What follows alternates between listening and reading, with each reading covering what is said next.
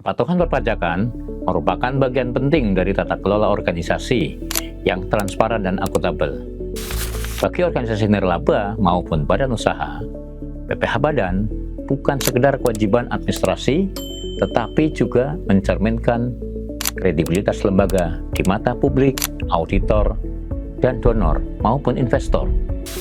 Memasuki tahun pajak 2025, organisasi dituntut untuk semakin cermat dalam menghitung, mencatat, dan melaporkan PPh Badan. Terlebih, dengan penguatan penggunaan sistem Kortek, proses pelaporan kini sepenuhnya menuntut kesiapan data dan pemahaman teknis yang memadai. Melalui video singkat ini, kita akan melihat mengapa kesiapan PPh Badan menjadi krusial, tantangan yang sering dihadapi organisasi, dan apa saja yang perlu dipersiapkan sebelum pelaporan. PPh Badan adalah pajak atas penghasilan yang diterima atau diperoleh organisasi dalam 1 tahun pajak. Bagi organisasi nirlaba, tidak semua penerimaan otomatis dikenai pajak. Namun, organisasi tetap perlu memahami status sebagai subjek pajak, jenis penghasilan yang merupakan objek pajak, serta biaya-biaya yang dapat dikurangkan secara fiskal.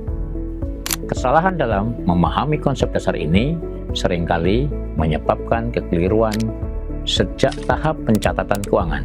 Padahal, perhitungan PPh Badan sangat tergantung pada ketepatan data laporan keuangan dan koreksi fiskal yang dilakukan. Kortek dirancang untuk mengintegrasikan proses pelaporan pajak secara elektronik, termasuk PPh Badan.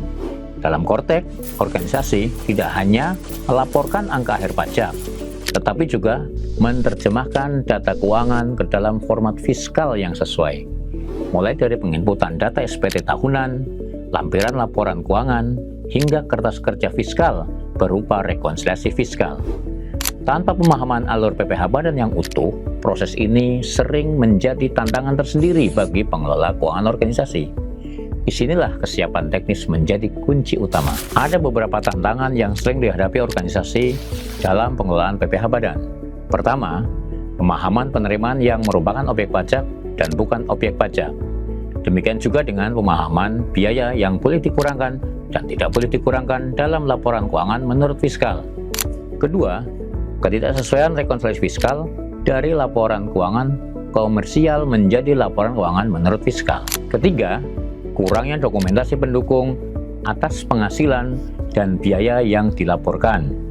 Keempat, keterlambatan atau kesalahan dalam penginputan data di Kortek akibat belum terbiasa dengan sistem. Kondisi ini dapat menimbulkan risiko kesalahan pelaporan, potensi sanksi administrasi, hingga temuan audit.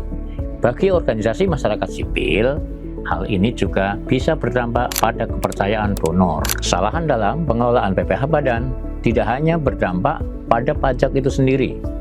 Ia dapat mempengaruhi kualitas laporan keuangan tahunan organisasi, berpotensi menimbulkan ketidaksesuaian dengan laporan kepada donor, dan dalam jangka panjang dapat melemahkan praktek tata kelola keuangan yang akuntabel dan berkelanjutan. Karena itu, PPh Badan perlu dipahami sebagai bagian dari sistem pengelolaan organisasi, bukan sekedar kewajiban tahunan. Untuk meminimalkan risiko, organisasi perlu melakukan persiapan sejak awal. Pastikan laporan keuangan disusun dengan rapi dan konsisten.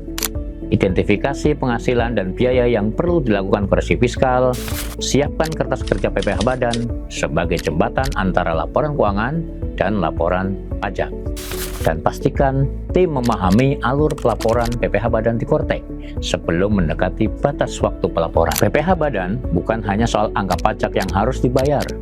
Ia adalah cerminan kesiapan data, ketepatan analisis, dan komitmen organisasi terhadap tata kelola yang baik.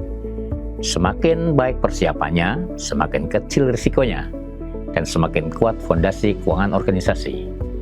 Mari kita persiapkan diri untuk memahami PPh Badan 2025 secara lebih komprehensif melalui kelas ini. Jika ada pertanyaan, silakan komen di kolom komentar.